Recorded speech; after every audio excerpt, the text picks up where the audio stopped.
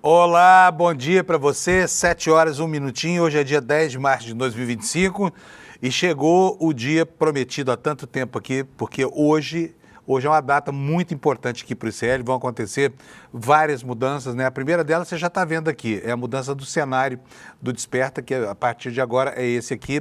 Ganhei um telão aqui bem do meu lado para destacar as notícias, duas câmeras, câmera fechada aqui, Alex, bom dia.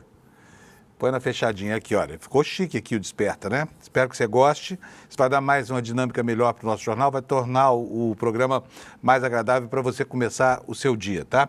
E nós vamos ter também a inauguração, a estreia, né? Inauguração, o que é estreia do programa ICL Urgente com o Rodrigo Viana a partir das 5 da tarde. Então, a programação vespertina do ICL passa a começar mais cedo, 1 hora, né?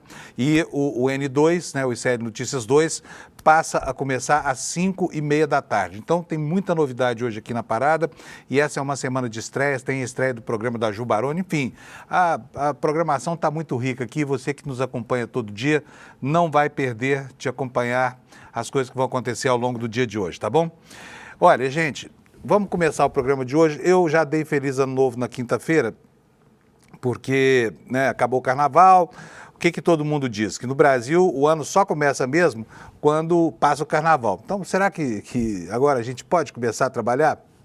Só para lembrar para vocês, aqui Alex, a outra, aí beleza, que nós estamos aprendendo aqui, viu gente? Então hoje nós vamos errar um pouquinho, é uma licença que a gente se concede aqui, porque tudo muito novo aqui no estúdio do ICL, mas você vai gostar. Bom, vamos lá. Então, eu estava falando aqui que nós temos aí 3 meses e 10 dias já andados, né? São 2 meses e 10 dias, janeiro, fevereiro, 10 dias do mês de março, e até hoje não temos um orçamento. Não temos um orçamento. Por quê? Porque o Congresso Nacional não votou o orçamento, não votou por várias razões. Não votou porque no ano passado tinha a crise do PIX, tinha a crise do dólar, porque tinha toda aquela implicância com as ações do ministro Flávio Dino, que queria moralizar o uso das emendas, principalmente das emendas PIX, né? Emendas que os parlamentares apresentam. E aí o Congresso fez birra, bateu o pé e trouxe a votação do orçamento para depois do Carnaval. Agora vamos falar sério, hein, gente? O Congresso Nacional custa uma fortuna para a gente a cada mês. Está na hora de começarem a mostrar serviço, pelo menos alguma coisa, né? Porque, afinal de contas, este ano em curso é um ano bom para trabalhar. Por quê? Porque não é ano eleitoral. Daqui a pouco, quando vier 2026, a coisa fica toda bagunçada de novo. Os parlamentares vão sumir de Brasília, vão trabalhar nas suas eleições, no meio de junho em diante não se faz mais nada. Então nós temos praticamente aí de trabalho 3 meses e meio, um pouquinho mais de 3 meses e meio. E tem muita coisa para fazer. Além do orçamento, tem a reforma dos impostos, né, que o ministro Haddad está tentando empurrar. E vamos ver como é que vai ser isso, porque o país está parado aguardando que suas excelências, deputados e senadores, botem a bunda na cadeira do plenário e comecem o ano de fato, né? Esperamos que isso aconteça a partir de agora. Bom, o noticiário hoje está bem, temas bastante variados. Eu vou, como faço todo dia aqui, começar mostrando para vocês os destaques do ICL, depois vou falar da meteorologia. E olha só, ó, a notícia vai aparecer aqui na tela aqui do computador, olha que legal, tá vendo só? Mas não é essa notícia que eu quero dar não, é essa aqui, ó, da meteorologia, tá? Nós vamos ter outro dia de calor ainda no Brasil, a onda de calor não passou, e hoje, só que os alertas meteorológicos começam a mudar um pouquinho de cara, né? Você pode ver aí no mapa do Brasil, olha, toda essa faixa aqui alaranjada, o alerta aqui não é mais um alerta de altas temperaturas, agora é um alerta de chuvas extensas que vai tomar aí praticamente toda essa faixa aqui do litoral do Ceará até a divisa do Pará com o Amazonas, né? Chuvarada. Depois nessa faixa amarela aqui também chuvarada, ela que vai de leste a oeste do Brasil, corta o país inteiro. E aí a gauchada vai começar a sentir frio, hein? As temperaturas vão cair por lá, gente. Vamos ver? Olha só como é que estão os alertas aqui para o Rio Grande do Sul. Todo o estado de Santa Catarina, norte do Rio Grande do Sul, terá temperaturas, olha, temperaturas de risco de tempestades, né? Por quê? Porque está entrando uma frente fria lá no sul e essa frente fria vai provocar tempestades, então todo o estado de Santa Catarina em alerta e também o norte do Rio Grande do Sul. E aqui no sul do Rio Grande do Sul, o que está acontecendo aqui? Ó? Declínio de temperatura. A temperatura vai cair bastante hoje aqui, vai ficar abaixo de 5 graus da média histórica. Por quê? Ecos do fim do verão, né? O verão está acabando, daqui a 11 dias começa o outono e aí as temperaturas começam a baixar por aqui. Mas é melhor passar frio do que passar o calorão todo que a gauchada passou, né? Eu vou botar agora aqui o mapa do Instituto Nacional de Meteorologia para a gente poder ver como é que vão ficar as temperaturas ao longo do dia de hoje, né? O calor ainda, como eu disse, persiste. Olha, vamos começar aqui por São Paulo. Mas ainda a temperatura baixa bastante. Nós vamos ter aqui máxima de 28, hoje aqui em São Paulo, a mínima já vai ser bem fresquinha, 18 graus. É uma temperatura que a gente há muito tempo já não vê aqui em São Paulo. No Rio de Janeiro, pode tirar o cachecol do armário, senhor carioca, senhor fluminense, a máxima aí vai ser de 34 graus, portanto é muito diferente dos 44 graus de 10 dias atrás, né? Vocês sofreram bastante. Hoje vai ser quente, mas não vai ser tão quente. E vai ser um dia de céu nublado, muitas nuvens, pancadas de chuvas isoladas. Lá em Vitória, no Espírito Santo, a mesma coisa, 34 graus, possibilidade de chuva isolada, a mínima será de 23 durante a madrugada. Nas capitais do Nordeste, aquela coisa de sempre, né? Todas elas com temperaturas aí na marca próximas dos 30 graus. Olha, Aracaju com 30, Maceió com 31, Recife com 31, João Pessoa com 31, Natal com 30, e aí volta a ficar mais fresquinho. Fortaleza com 29, Teresina 32, para os piauienses isso aqui é quase um inverno rigoroso. São Luís com 30 graus, Macapá com 29, Manaus com 33, Boa Vista lá em Roraima com 32, Porto Velho 30, Rio Branco 28, Cuiabá com 31, Campo Grande com 36 e aqui já falamos, né? Mas as temperaturas ainda não. Curitiba vai ter 25 de máxima, fresquinho o dia hoje. Florianópolis também vai ter 25 de máxima e lá em Porto Alegre 27 graus. Essa é a condição do tempo no dia de hoje. E ainda falando sobre a meteorologia, está aqui no site da Folha de São Paulo a previsão para a semana. Está aqui, ó. São Paulo deve ter uma semana de chuvas e máximas perto de 30 graus Celsius. Eu vou ler aqui para vocês um trechinho para o paulistano saber o que vai enfrentar aí nessa semana que promete ser mais uma semana ainda quente, né? São Paulo deve ter uma semana com pancadas de chuvas, temperaturas máximas de 30 graus. Outras áreas do Brasil terão chuvas intensas e o sul vai ver a queda da temperatura. O INMET aponta que a semana deve ter temperaturas máximas altas nessa semana. Na terça-feira, dia 11, amanhã, a máxima apontada é de 32 graus Celsius. Segundo o CPTEC, que é o Centro de Previsão do Tempo e Estudos Climáticos do INPE, as mínimas ficam na casa dos 20 graus nessa semana. Então, vem aí chuva, ainda tem calor, lá no sul começa a chegar o frio, a gente está esperando ele por aqui no sudeste também, tá bom? Lá no sul, a matéria da Folha diz que a frente fria vai trazer chuva para as faixas sul e leste do território paulista, inclusive região metropolitana de São Paulo e Baixada Santista. Aliás, estamos com saudade das chuvas aqui, porque São Pedro esse ano foi generoso com os carnavalescos, né? Não faltou tempo bom, não faltou calor, alegria e a situação dos bloquinhos foi bem agradável, né, para quem gosta do carnaval. Eu fui para um ashram, mas fiquei vendo a alegria das pessoas aqui. Vamos ver os destaques do site do ICL? Vamos lá, aqui está a síntese do noticiário do dia, você está vendo aqui no telão. Primeiro destaque, o Ministério da Defesa publicou um link para um canal Telegram que pedia golpe em 2022. Já eu vou falar sobre isso com vocês, tá? E nós tomamos conhecimento, porque não é novo, né? Mas se vocês verem como é que os banqueiros pensam sobre os adversários do mundo da política e o quanto eles são refratários, né, a um ambiente, digamos assim, de cordialidade mínima, porque torcer pela morte de alguém é o demônio, né? Fala sério. Olha, mas nós temos isso aqui, apareceu um vídeo aqui em que um banqueiro desejou a morte do Brizola, né? Nós já vamos ver essa notícia aqui, inclusive vou mostrar o vídeo para vocês, mas está aqui, ó, esse sujeito aqui, ó. Foi num encontro patrocinado pelo BTG, estava lá André Esteves, estava aquela turma toda, e aí a notícia dá conta de que viralizou nas redes sociais um comentário desrespeitoso do Rogério Xavier, sócio da SPX Capital, uma das maiores gestoras de investimento do Brasil, sobre o Brizola. Vou aproveitar, vou botar para você aqui, só que antes eu quero falar de coisas agradáveis, não quero começar o programa assim não. Vamos falar de coisas agradáveis um pouquinho? Antes de falar de banqueiro torcendo pela morte de político de esquerda, vamos falar sobre o Corinthians. Corinthians ontem dançou, né? Alô, Alex, meu personal advisor desportivo, tá me ouvindo aí, não?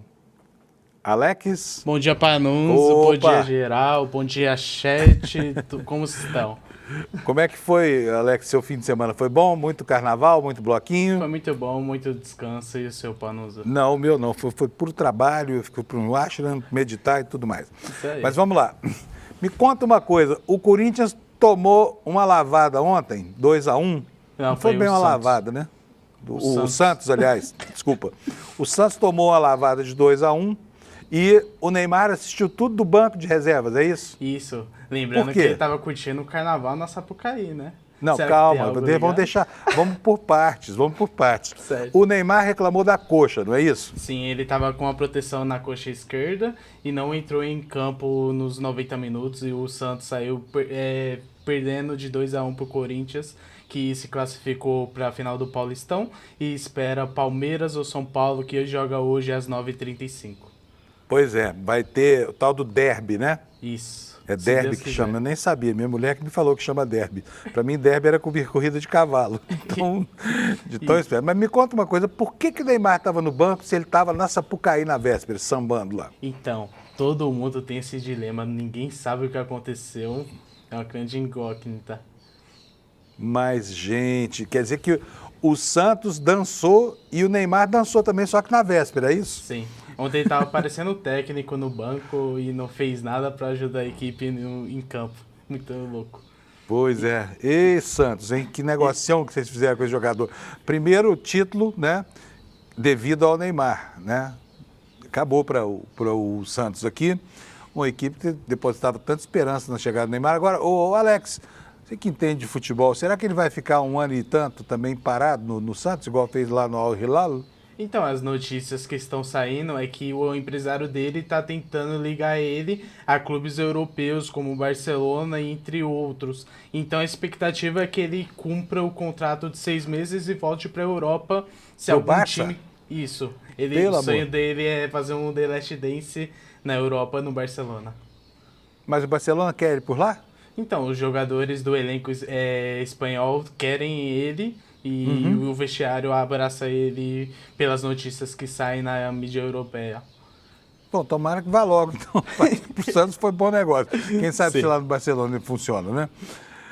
Bom, é isso aí. Já sabemos das notícias do futebol. Lá no Rio de Janeiro, o Fluminense. O que foi que aconteceu lá no Rio com o Fluminense? Fluminense empatou 0-0 com Volta Redonda e vai jogar a final do Campeonato Carioca contra o Flamengo. E o Bahia ganhou de 5-0 do Jacupiense e vai jogar o Clássico Bavi na Bahia, final do Clássico Baiano. Como é que é o nome do time que tomou de 5-0 do Bahia? Jacupiense. Jacupiense? Jacuípe.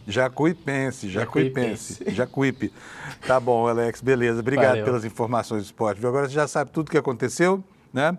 Você que é santista deve estar pé da vida com o Neymar aí, porque, afinal de contas, o menino continua mais parado do que andando, né?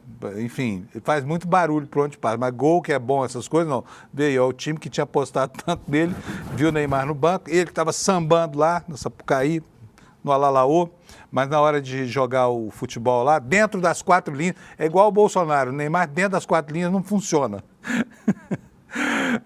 Vamos voltar aqui para os destaques do site do ICL, gente, porque eu quero mostrar essa notícia para vocês aqui, olha. Põe na tela para nós, por favor, Alex. Desejei a morte do Brizola, de sócio do Fundo de Investimentos. Foi detonado nas redes sociais. Né? Ao governar o Rio Grande do Sul e o Rio de Janeiro, Brizola sempre priorizou educação, direitos humanos e a questão fundiária. Né? Todo mundo sabe quem foi o Brizola, até quem é mais novo e não viveu sob, no tempo em que ele era governador. Mas vamos ver o que é isso aqui, e aqui, daqui a pouquinho você vai ver o vídeo dessa história toda. Veja só como pensam os banqueiros desse Brasil. Diz a notícia aqui no site do ICL, viralizou nos últimos dias nas redes sociais um comentário desrespeitoso de Rogério Xavier, sócio da SPX Capital. Vocês se lembram dessa sigla, da sigla CPX, não lembra? É não confundir, tá? CPX é complexo do alemão. SPX é desse banqueiro que torceu pela morte do governador do Rio. Mas vamos lá, isso é só uma coincidência. Quem é a SPX Capital? É uma das maiores gestoras de investimentos do Brasil. E aí, o dono de lá, né, esse Rogério Xavier, falou sobre o que sentia com relação ao Brizola. Olha, é uma das muitas pessoas que desejaram a morte do Brizola, porque todo reacionário desse Brasil não gostava do Brizola, foi tramado o assassinato de Brizola tantas vezes, né? O Jango conseguiram matar. Tem gente que contesta, diz que não, morreu doente, tudo mais, mas tem gente que não acredita nisso. Afinal de contas, o Brasil é o país da fatalidade, né? É o país da teoria da conspiração. Mas o que importa é o seguinte, nesse vídeo, o vídeo foi gravado no ano passado, tá? Portanto, ele é recente, não é exatamente do dia de hoje, mas é recente, veio a público hoje.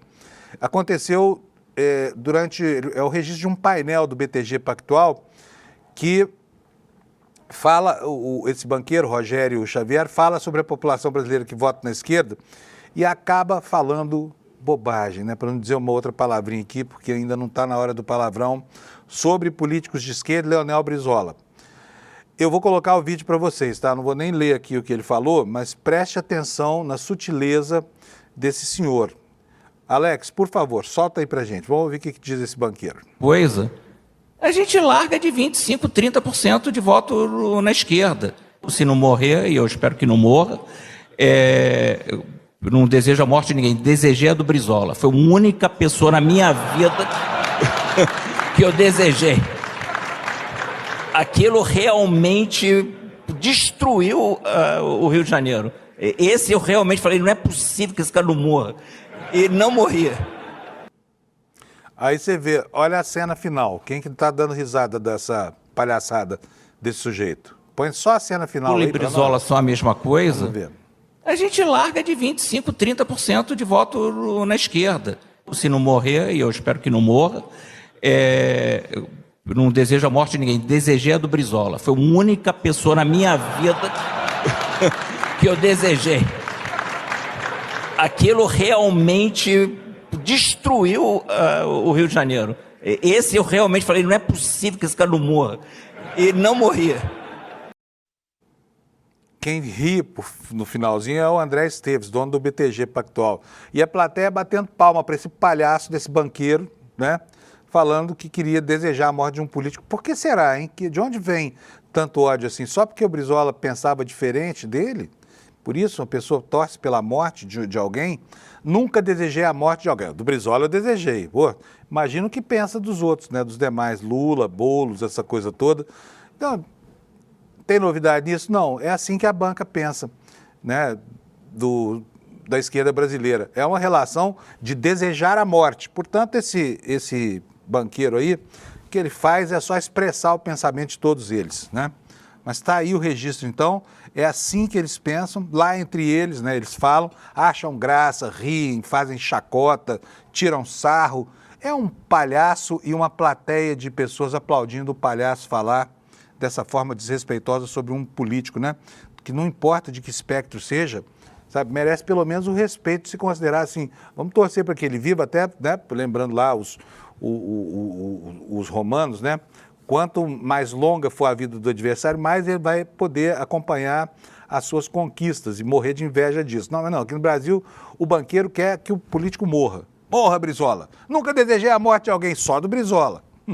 E a gente larga de 25% disso. Esses caras aí, por conta desse tipo de imbecilidade, desse pensamento troglodita de desejar a morte, são esses caras que manipulam o câmbio no Brasil. São esses caras que já receberam esse ano mais de 700 bilhões de reais do orçamento, uma fatia de quase metade de tudo que o Brasil arrecadou de imposto, foi parar na mão desses parasitas, desses banqueiros aí, que por outro lado ficam tramando, né, contra a vontade do povo expressa nas urnas, né?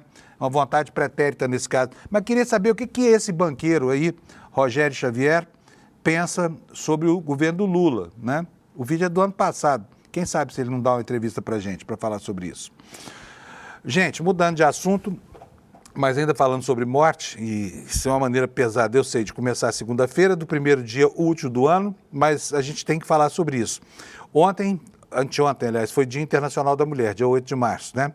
E eu achei o seguinte, houve manifestações no Brasil, mas faltou efusividade esse ano, sabe? Uma data tão importante e uma situação limite, seríssima, porque o Brasil continua sendo o campeão mundial de feminicídio, né?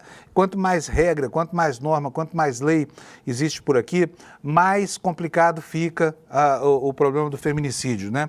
Os homens continuam sendo bobos, truculentos, e na véspera do dia 8 de março, nós tivemos aqui a extrema-direita brasileira brindou o país com uma frase machista do Bolsonaro, muito boba, né?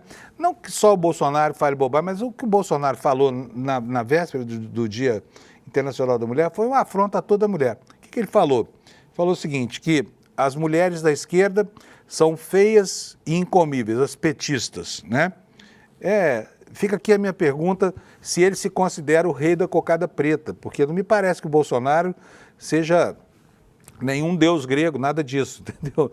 E não sei o que acontece, por exemplo, com os homens do PL, se eles se consideram assim, tão superiores e tudo mais. Mas o fato é que é o seguinte, isso aí é depreciativo para a mulher brasileira como um todo, né? É uma pessoa que estigmatiza a mulher pela sua condição política e faz piada que já não cabe mais nos nossos dias de hoje. Até porque essas piadas, elas vão acabar fomentando alguns fenômenos que, esses sim, têm uma importância terrível, não dizem respeito só a estigmas. O feminicídio, a violência contra a mulher, né? Essa coisa que a gente vê crescer no Brasil, a despeito da adoção de instrumentos como a Lei Maria da Penha, tudo isso continua assustando a gente. Como é que o Brasil não é capaz de começar a mitigar esse problema, né? Tem uma matéria hoje na Folha de São Paulo que eu quero mostrar para vocês.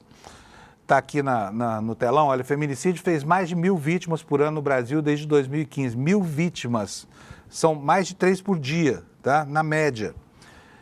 Lei que alterou o Código Penal para tipificar esse crime deu mais visibilidade a casos, especialistas apontam subnotificação e necessidade de proteção.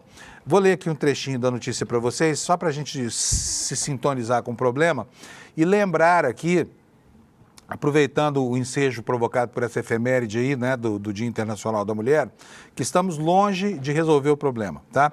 O que diz a notícia? Desde a aprovação da lei que criou o crime de feminicídio há 10 anos, o Brasil registrou, olha quanto, gente, olha que absurdo, 11.859 vítimas, 11.859 mulheres que foram mortas pela sua condição, porque são mulheres, né?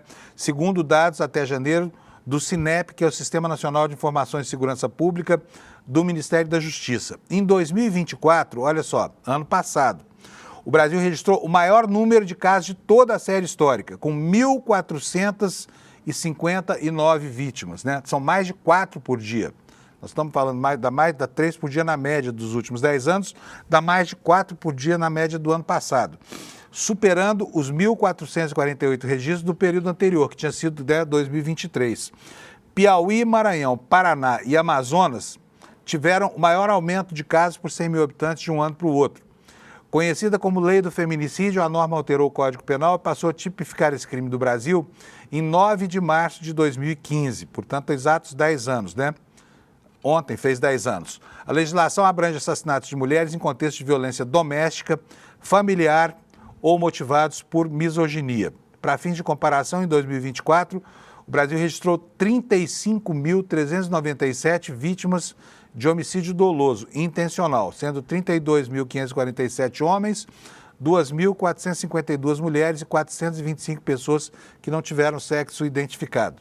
Então, está aqui o registro de que o feminicídio é uma chaga, é uma praga que resiste a todo esforço para acabar com ele, né? E nós tivemos nos últimos dias um caso absurdo que está em apuração, que é o caso Vitória, aqui em São Paulo, né? Eu acho que você está acompanhando isso, está na mídia, está na grande imprensa, e é um caso muito estranho, porque, sabe, primeiro, as informações que vêm da polícia são informações precárias, a gente não consegue entender a razão, a motivação, por que matou, quem matou e tudo mais. As últimas informações, e esse é um caso típico de feminicídio, aliás, esse é um caso em que a misoginia fica expressa da maneira como a vítima foi maltratada, né, pelo assassino ou pelos assassinos. E a razão do crime ainda está longe de ser apurada. A polícia fala só que foi por vingança. Mas vamos ver a última informação sobre o caso, como é que é? Olha, está aqui no telão. Caso Vitória, diretor da Polícia Civil aponta a coautoria de outros elementos em assassinato. Vamos ver o que isso significa? Vamos ver o que isso significa. A Polícia de São Paulo caça os autores do crime bárbaro contra a Vitória Regina de Souza, de 17 anos. Ela foi sequestrada quando voltava do trabalho na Grande São Paulo. A polícia encontrou o corpo dela uma semana depois com marcas de violência, né? O cabelo foi raspado, enfim, violência típica de quem odeia mulher. A família que recebeu a equipe do Fantástico, porque a matéria aqui é uma matéria do site do G1, para contar a Vitória, disse que ela era feliz e trabalhadora. Em casa, a família estava feliz com o novo emprego dela. Ela era caçula de 6 irmãos. Na noite de quarta-feira, 26 de fevereiro, Vitória Regina deixou o shopping onde trabalhava. Olha, 17 anos, já trabalhava, estudava. Pegou um ônibus e seguiu para casa. 20 minutos depois, apareceu atravessando a avenida. Ia pegar um segundo ônibus. No ponto, publicou uma foto em uma rede social e mandou a seguinte mensagem para a amiga. Tem 2 meninos aqui do meu lado, eu estou com medo. Bom, aí o resto da história você já deve saber. Agora, a gente quer saber a motivação. Por que alguém... É óbvio que trata-se aqui de um monstro que não fez isso a não ser por ódio. Seja lá o que for, né? Assim, as marcas deixadas no corpo dessa menina são inequívocas. Elas falam, né, da truculência dos homens, da vulnerabilidade das mulheres e da crueldade com que esses crimes costumam acontecer. Então fica aqui o registro, estamos ansiosos para saber, para tentar entender pelo menos o que foi que aconteceu com essa garota tão cheia de perspectivas na vida, né? Uma garota que todo mundo referencia como sendo uma menina muito legal, muito bacana, companheira, enfim. Pena que não seja o último caso, né? Hoje, durante o dia de hoje, nós vamos ter 4 histórias como essa para contar em várias partes do Brasil. Algumas vão aparecer nas páginas dos jornais, outras não. E assim segue a nossa crônica policial. Outros temas que foram objeto de lembrança e discussão durante esse Dia Internacional da Mulher, e eu estou falando isso aqui porque a gente não está no ar sábado, não é preciso falar sobre isso, né? A pauta do aborto, da escala 6x1, a pauta da caristia na comida, né? Por isso tudo, as mulheres foram à rua. Pode botar na tela, por favor, Alex. Olha aí, ó, no site Brasil de Fato, está aqui o registro. Houve manifestações em várias cidades do Brasil, Fortaleza, foi para as ruas, enfim, o Brasil inteiro foi para as ruas, a mulherada foi para lá, porque ser mulher no Brasil realmente não é fácil, viu? Vocês sabiam que na Arábia Saudita, onde tem sentença de apedrejamento, morrem menos mulheres proporcionalmente do que no Brasil? Sabe, nós somos muito piores, a gente critica tanto os sheiks árabes, porque mantém uma relação de propriedade com as mulheres, mas lá morre menos gente de feminicídio do que aqui. Vamos ver o que diz o Brasil de Fato sobre as manifestações do sábado, Dia Internacional da Mulher. Uma série de atos realizados em diferentes cidades neste sábado, Dia Internacional da Mulher, reforçaram reivindicações históricas do movimento feminista. Mulheres de todo o país foram às ruas para pedir garantia do direito ao aborto legal, fim da escala de trabalho 6x1 e também o barateamento da comida. Nosso ato fala da importância do direito ao aborto legal e também fala sobre o direito à dignidade da vida das trabalhadoras. Por exemplo, evocando a necessidade do fim da escala 6x1, disse Simone Nascimento, que é co-deputada da bancada feminista do PSOL em São Paulo. Então fica aqui o registro dos vários movimentos, né? Aqui o Brasil de Fato também registrou lá em Fortaleza, teve um ato grande, olha, está aqui a foto na capa, e assim em várias outras capitais do Brasil, né? O presidente Lula fez um agradinho para as mulheres, tá? O presidente Lula fez um agradinho, tá aí a informação na tela para vocês, cadê? Lula indicou uma mulher para o Superior Tribunal Militar no dia 8 de março, né? E aqui na foto, olha, o presidente Lula ao lado de Verônica, da primeira-dama Janja e da Gleisi Hoffmann. Tá aqui a Verônica, ó. Tá, indicada pelo Lula. Indicou nesse sábado, Dia Internacional da Advogada, a advogada Verônica Abdala Sterman, para o Superior Tribunal Militar. Abdala deve ser a segunda mulher a ocupar um cargo na corte desde que ela foi criada em 1808, quando o Dom João VI chegou ao Brasil, né? Um autêntico clube do Bolinha. Então tá aí, Lula transformou esta advogada jovem, né, na sua preferida, na sua indicada para o Superior Tribunal Militar. Fez muito bem. E olha, se você pensa que essa história toda de ser mulher não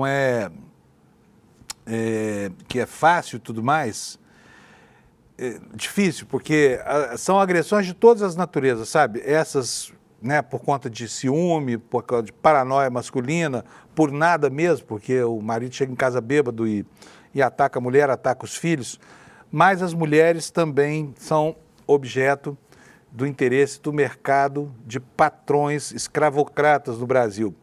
Né? Tem outra matéria aqui, outra vez mais recorrendo aqui ao site da revista Brasil de Fato. O Brasil de Fato revela aqui que mais de 2.000 mulheres foram libertadas, hein, do trabalho escravo desde 2003. Né? Então nós temos aí, nos últimos 22 anos, 2.245. São praticamente 100 mulheres a cada ano nessa conta. Obviamente que a conta cresce porque em 20 anos cresce o contingente populacional. E vou ler aqui para vocês, olha, aos 62 anos, a matéria começa tratando dos personagens, né? Cida trabalhava como cozinheira em uma frente de desmatamento da floresta nativa em uma fazenda de Pimenta Bueno, em Rondônia. Durante 6 meses, ela chamou de casa um barraco de lona plástica, sem paredes nem energia elétrica. Acordava todos os dias às 5 da manhã, só parava de trabalhar às 21 horas, sem direito à folga. Nesse tempo, Cida perdeu o filho que atuava na derrubada de árvores na mesma propriedade, morreu atingido por um galho quando serrava um tronco.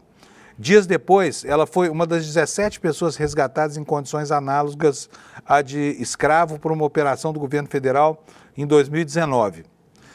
Bom, gente, olha só, a história de Cida se soma de outras 2.730 mulheres resgatadas em situação de trabalho escravo no Brasil entre 2003 e 2023.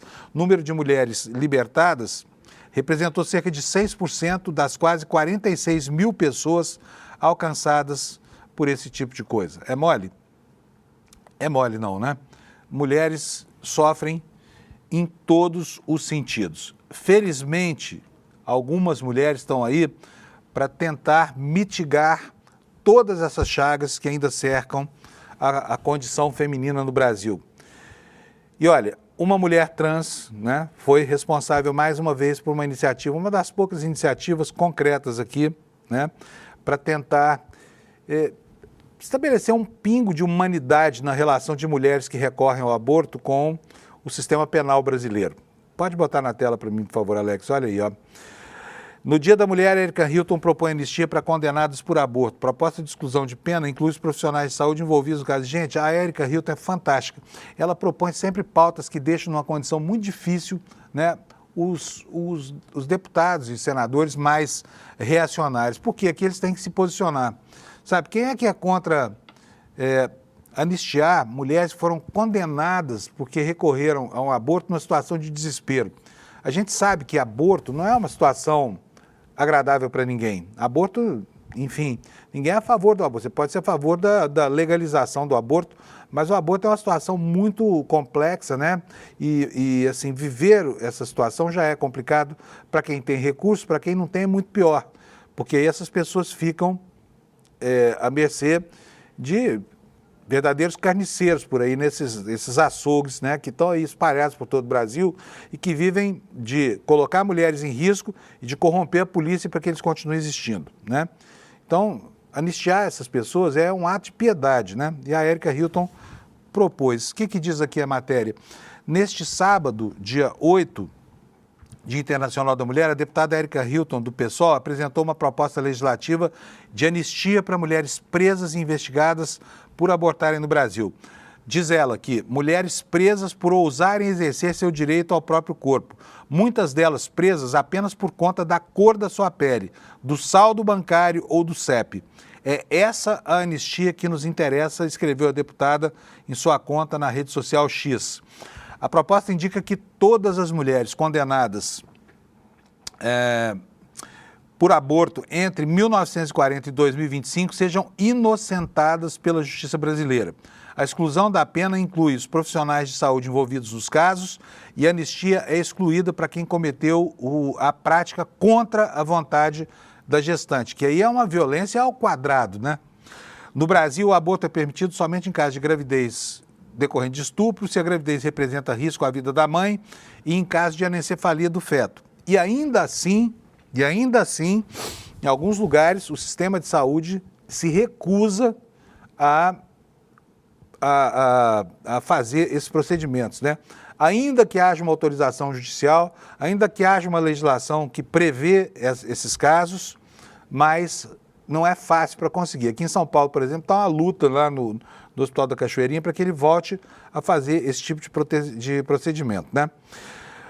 Aqui a matéria também fala mais, aqui, olha, aí, Alex, essa câmera nova aqui está confundindo a gente, né?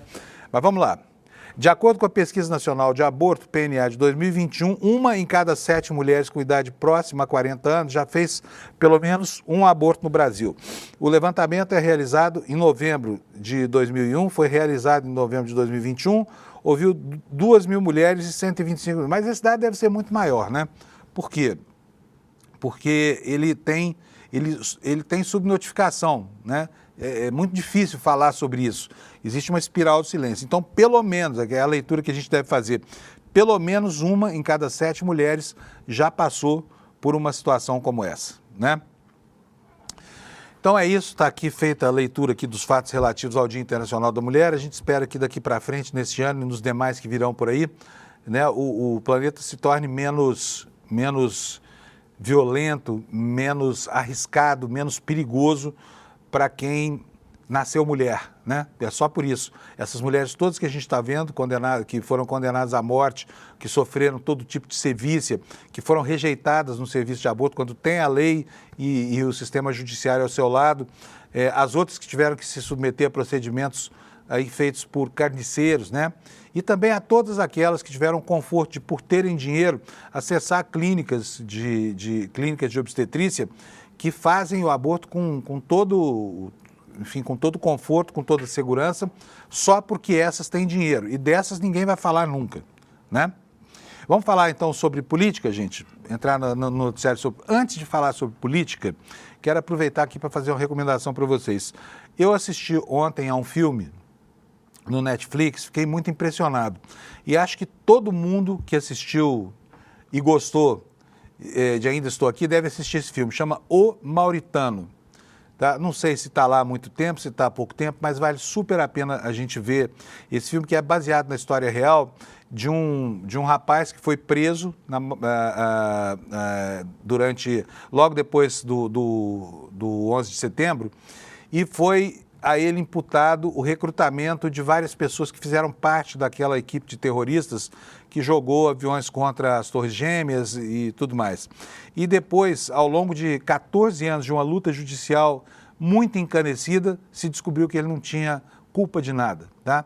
E o filme retrata muito bem por que os Estados Unidos mantêm em Cuba, né, numa possessão lá que o Cuba rejeita até hoje, por que mantém um presídio que não responde à legislação americana, onde todo tipo de sevícia, de tortura é possível.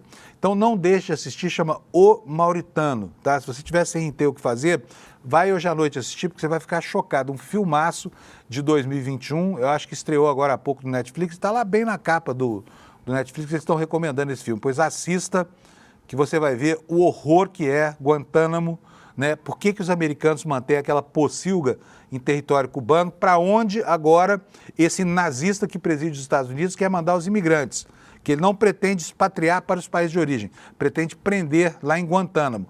Você vai ver o que é Guantánamo. E por falar nisso, aqui no ICL, no dia 16, nós vamos ter um evento, que é um evento que fala sobre resiliência, tá? Tá aí na tela para você.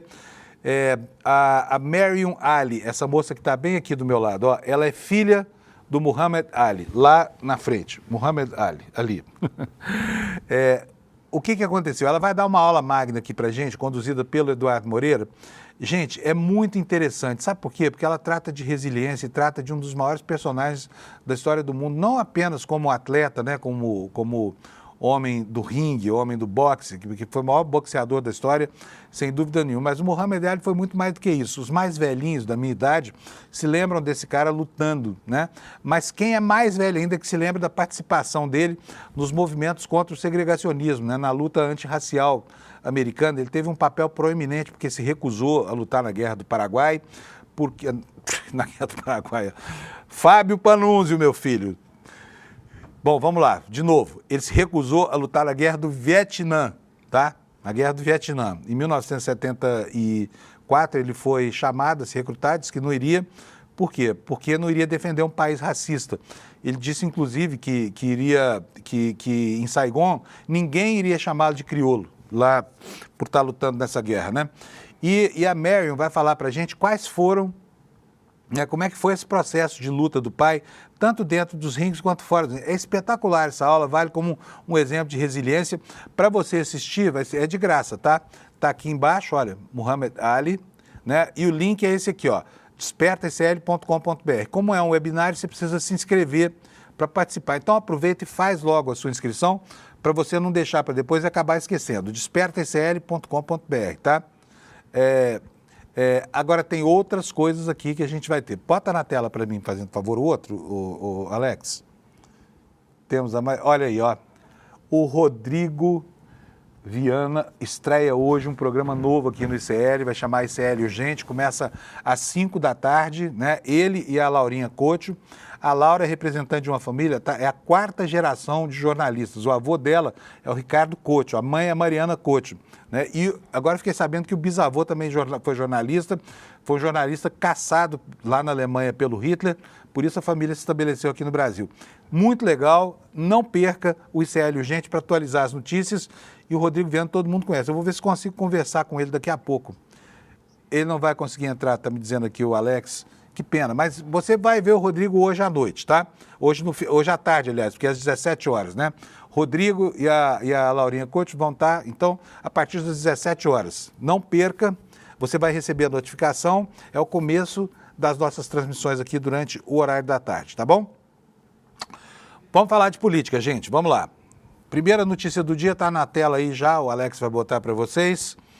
A publicidade do governo Lula, olha, vai chegar em contratos, pode alcançar 3 bilhões e meio de reais em contrato.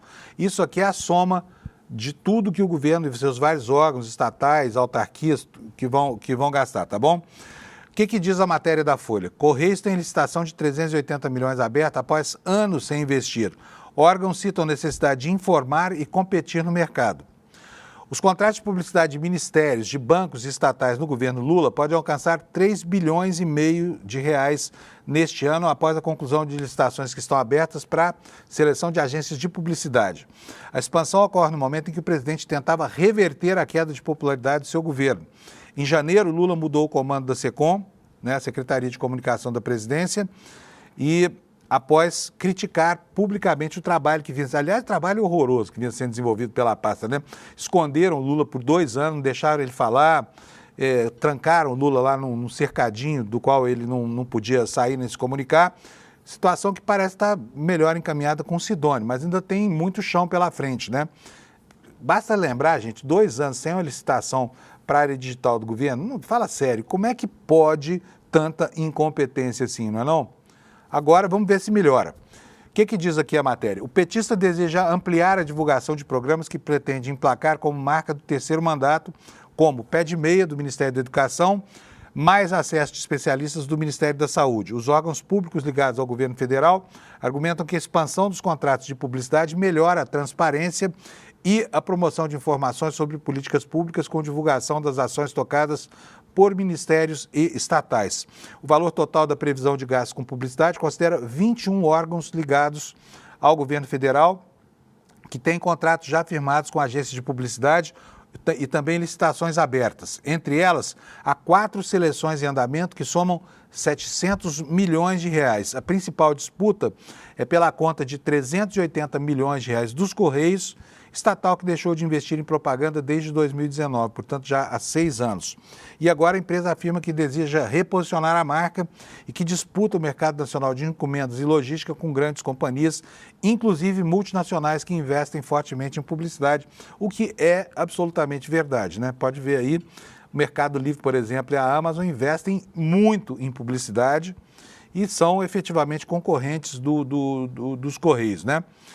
E agora o que falta mesmo é botar para correr, não só essas licitações aí, mas botar para correr as campanhas de publicidade para informar de fato a população sobre o que o governo está fazendo, né? que não está chegando. Fala. Ah, tá bom. Isso, todo mundo ouviu, Alex? Ou só eu que ouvi aqui no meu ponto? Ah, só eu que ouvi? Bom, gente, então o Alex vai trazer um recado aqui para vocês. Pode falar, Alex. Pode dar o recado. O Demore pediu para a gente dizer que o Rodrigo vai estar no Rodrigo N1. Viana estará no N1 hoje, então fique atento que ele trará mais novidades sobre esse programa magnífico. Beleza. Que começará hoje. Então está aí feito o nosso merchandete, o Alex, comunicando que daqui a pouquinho no N1 vai estar lá com o Demore e o Rodrigo Viana para falar do programa novo dele. Ele já esteve conosco aqui na sexta-feira, né? E agora vai ao N1, tá? Gente, o Brasil tem tantas facetas, né? Tem tanta coisa no noticiário, principalmente a imbricação entre crime e política, né? E esses assuntos estão pipocando hoje no noticiário, quero mostrar para vocês também. Vamos lá. Põe na tela, Alex. Olha só, PGR mira corrupção e PCC ao montar um grupo nacional. Mudou a estratégia, portanto, agora não é mais força-tarefa, né? Quem sabe se uma empreitada desse tamanho consegue conter a expansão desses grupos. Por quê? Eles usam os presídios como escritórios, né? Usam os advogados como pombos correios e tem toda a facilidade para se comunicar, ordenar crimes, estruturar o negócio. Ele já tem uma malha de negócio para esquentar o dinheiro do crime organizado, do tráfico de drogas e de armas, principalmente com postos de gasolina. Vocês viram que aqui em São Paulo houve um assassinato daquele Gritz Bar, que era o delator do PCC, que mostrou o tamanho da engrenagem no mercado imobiliário, né? Então, tudo isso agora vai virar objeto de trabalho, não mais de forças-tarefas, mas sim de uma frente nacional. Quem sabe, né, se dessa vez isso faz engrenar os vários mecanismos brasileiros que estão falhando no combate ao crime organizado, que vai se estruturando por aqui e transformando o Brasil no México. A matéria é essa aí que você está vendo, PGR mira corrupção e PCC ao montar um grupo nacional que substitui as forças-tarefas. O GAECO ainda não tem composição definida, mas as facções e casos de repercussão são as principais metas. Do que trata a notícia? Uma resolução assinada pelo Procurador-Geral da República, Paulo Gonet, para criar um GAECO, como tem nos estados, né? É um grupo de atuação especial de combate ao crime organizado, só que em âmbito nacional. E isso deve abrir caminho para uma ação mais efetiva em caso de corrupção, combate a facções como o PCC e investigações de grande repercussão. A norma deve encerrar uma discussão de mais de 10 anos em que o Ministério Público Federal debateu diferentes formatos para a criação do Grupo Nacional. Olha, gente, discussão, como é que tem uma discussão num Brasil tão assolado pelo crime organizado que dura 10 anos antes que alguma providência seja tomada? Se falasse assim, não, nós vamos montar um grupo de trabalho e em 10 dias a gente vai chegar à conclusão sobre o que a gente deve fazer para tentar combater o crime, mas não levaram 10 anos e só agora vão anunciar a formação dessa força-tarefa que é o GAECO Nacional, né? O novo GAECO deve apurar casos de corrupção, deixaria de fora investigações relacionadas a autoridades com foro especial no Supremo, como deputados e senadores.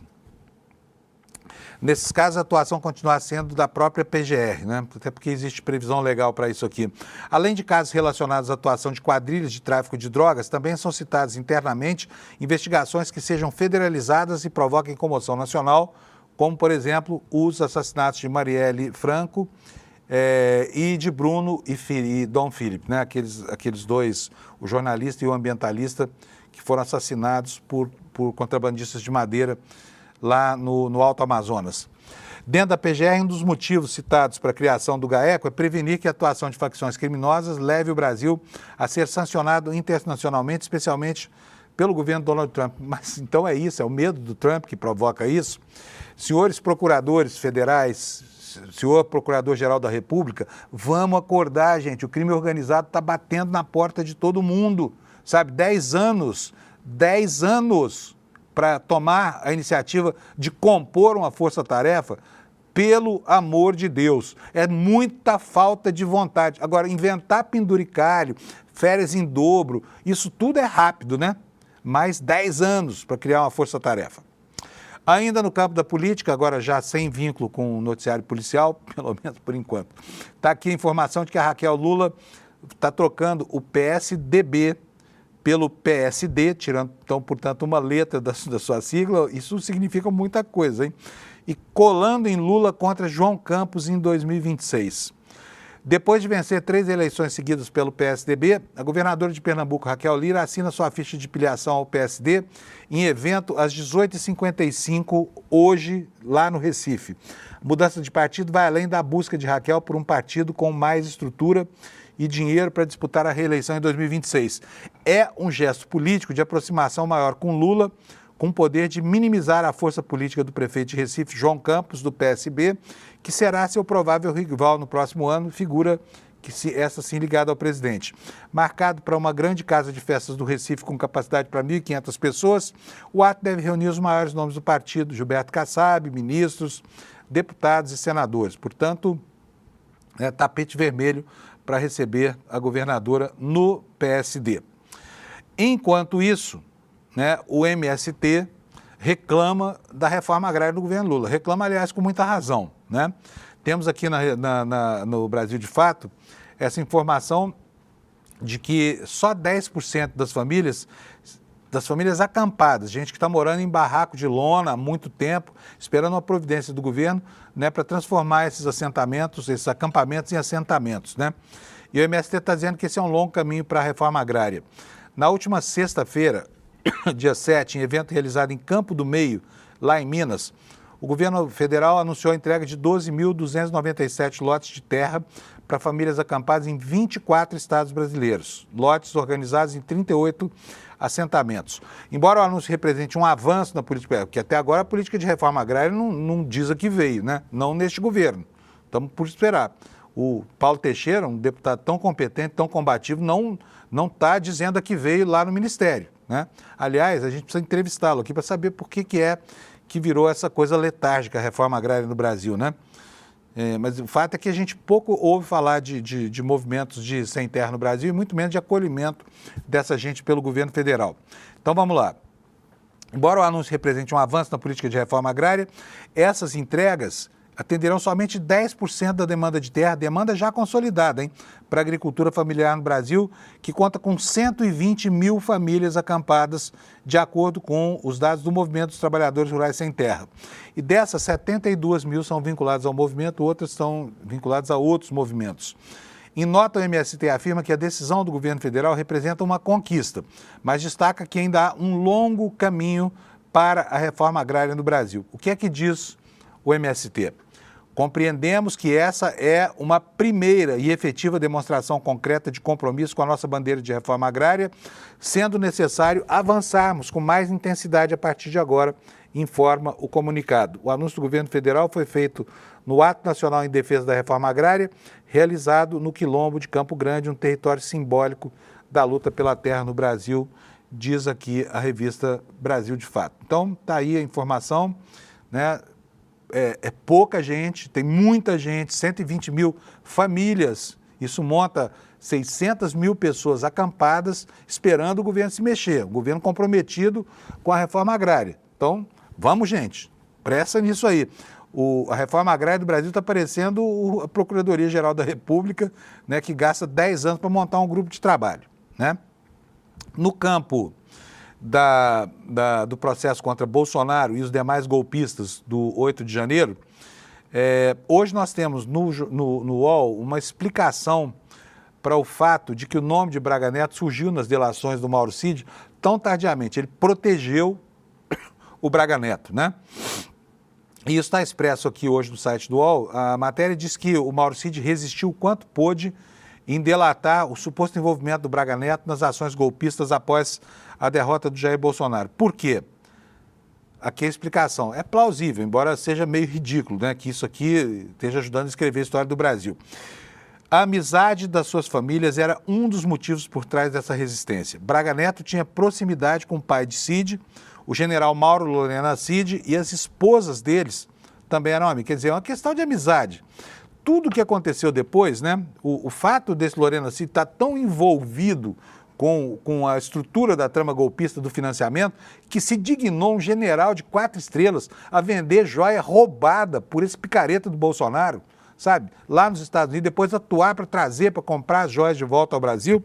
E aí fala, não, mas eram famílias muito amigas, Ou seja, amigas no crime também, provavelmente, porque, afinal de contas, as articulações do golpe envolviam essa gente toda. Mas era a amizade que dava o tom e, por isso, Mauro Cid deixou de lado um pouquinho o Braga Neto, porque, afinal de contas, né, o sujeito tinha um papel pequeno ali. Ele só estava tramando o gabinete de coordenação do governo pós-golpe. Ele só estava financiando as pessoas que iam matar o Lula, iam matar o Alckmin, iam sequestrar e matar o Xandão, envenenar. Gente, fala sério, né? Coisa à toa. A amizade de suas famílias era um dos motivos por trás dessa resistência. Braga Neto tinha proximidade com o pai de Cid.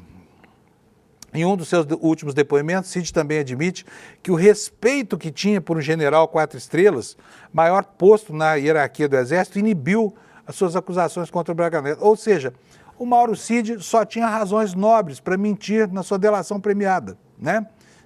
Um sujeito de uma decência maravilhosa. Fica aí o registro, então, de que isso que moveu esse espírito nobre chamado Mauro Cid foi a relação de amizade entre o pai dele e as demais peças nessas engrenagens do golpe, né? Olha, sobre economia, a gente precisa falar um pouquinho, porque nós já estamos no encerramento do programa. Eu vou só mostrar para vocês uma manchete do Estadão. Olha, juros altos e endividamento crescente comprometem a capacidade de pagamento das empresas. Segundo especialistas, a situação pode piorar. Isso aqui aparece no noticiário como fatos que vão se somando para compor a imagem negativa de um governo que tem muito mais acertado do que errado na economia. Mas nos jornalões aparece como se fosse assim, um governo que transige com a quebradeira, com o desequilíbrio fiscal, com gastos tresloucados, e tudo isso é mentira, tá? Não que a situação esteja boa, mas está ruim por quê? Agora esses efeitos começam a acontecer por causa da política de juros, tá? Por causa dos juros altos. Quem é que aguenta pagar de novo juros beirando os 40% para girar capital? Juros de capital de giro. É um absurdo. É uma pena que eu não tenha mais tempo, hoje a hora passou muito rápido, eu lamento muito. Vou lembrar para vocês mais uma vez da aula que nós vamos ter aqui, a aula magna no dia 16, sobre esse um mito, né? Mito de verdade, não um mito como esses micos que tem por aí aqui no Brasil, mas um homem que afrontou, né, o espírito beligerante dos Estados Unidos em plena década de 70, e a filha dele vai contar para nós como é que foi viver isso tudo junto com ele, né, como é que isso repercutiu na família dele. Então faça aqui sua inscrição, despertacl.com.br. Eu vou me despedir de vocês, desejar uma ótima semana para todo mundo. Amanhã a gente volta aqui às 4 horas, às 7 horas, você fica agora com o N1 e daqui a pouquinho vai saber de viva voz do Rodrigo, né, como é que vai ser o programa novo que estreia hoje às 5 da tarde aqui. Tchau para você, boa semana, muito obrigado. E olha, uma vez mais, feliz ano novo para todo mundo, tá? Tchau. Olá! Campeões não são feitos em academias. Campeões são feitos de algo que eles trazem profundamente dentro de si. Um desejo, um sonho, uma visão. Essa frase não é minha, não. Essa frase é do tricampeão mundial de boxe, Muhammad Ali. Ele foi banido do esporte porque se recusou a ir à guerra do Vietnã. Ele sabia que havia lutas mais importantes do que o boxe, lutas que correspondiam ao seu sonho, à sua crença. Vamos saber mais da história desse campeão no ICL. Domingo, dia 16 de março, às 8 da noite, você vai ver a história de Muhammad Ali contada por nada mais, nada menos que a filha dele, Mary Ali. Você não pode perder.